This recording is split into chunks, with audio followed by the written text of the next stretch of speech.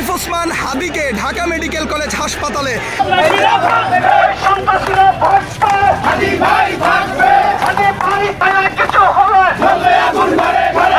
এবার এই অন্তর্বর্তীকালীন সরকার ডক্টর মোহাম্মদ ইউনূসের কি হবে?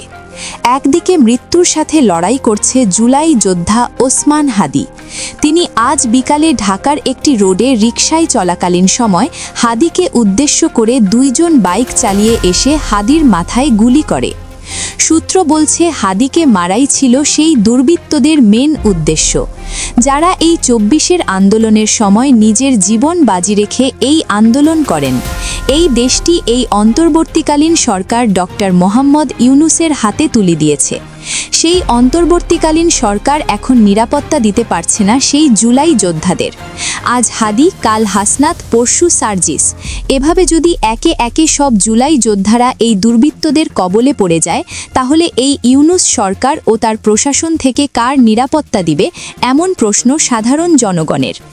আগামী ২৪ ঘন্টার মধ্যে যদি এই ওসমান হাদির আসামি গ্রেফতার করা না হয়, তাহলে এই ইউনূস সরকারকে গদি ছেড়ে পালাতে হবে, এমন দাবি জানিয়েছেন জুলাই যোদ্ধারা। এছাড়াও এই হাদিকে দেখতে গিয়েছেন অনেক রাজনৈতিক নেতাকর্মীরা।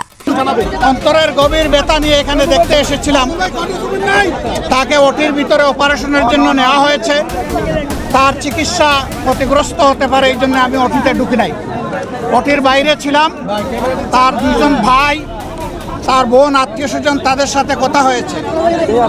আমরা এই ঘটনায় স্তম্ভিত, আমরা এই ঘটনায় বিস্মিত এবং ক্ষুব্ধ। তার মধ্যে অন্যতমভাবে হাদিকে দেখতে গিয়ে কান্নায় ভাসলেন এই ২৪-এর শক্তিশালী কণ্ঠস্বর জনাব হাসনাত আবদুল্লাহ। এই হাসনাত ও হাদি একই সাথে এই ২৪-এর আন্দোলনে বেশ ভূমিকা পালন করেছেন, যা দেখেছে বাংলাদেশের জনগণ। পরিশেষে বলতে চাই, এই ওসমান হাদির যে বর্তমান অবস্থা, তাতে ডাক্তার বলছেন বেঁচে থাকা আশঙ্কাজনক। যে কোনো সময়ে বড় কোনো দুর্ঘটনার কবলে পড়তে পারে এই বাংলাদেশ। কেননা এই ছাত্ররাই তো নতুন করে দেশ দ্বিতীয়বার স্বাধীন করেছে। এই দেশের মানুষকে নতুন করে বেঁচে থাকার স্বপ্ন জাগিয়েছে। তার মধ্যে এই একজন সাহসী জুলাই যোদ্ধা ওসমান হাদি। এই হাদির কিছু হলে এবার ইউনূসের বিরুদ্ধে যুদ্ধ ঘোষণা হতে পারে, এমনটি ধারণা করছেন কিছু রাজনৈতিক বিশ্লেষক। ওসমান হাদির যে ভাই আছে ওমর, তার সাথে কথা বলেছি।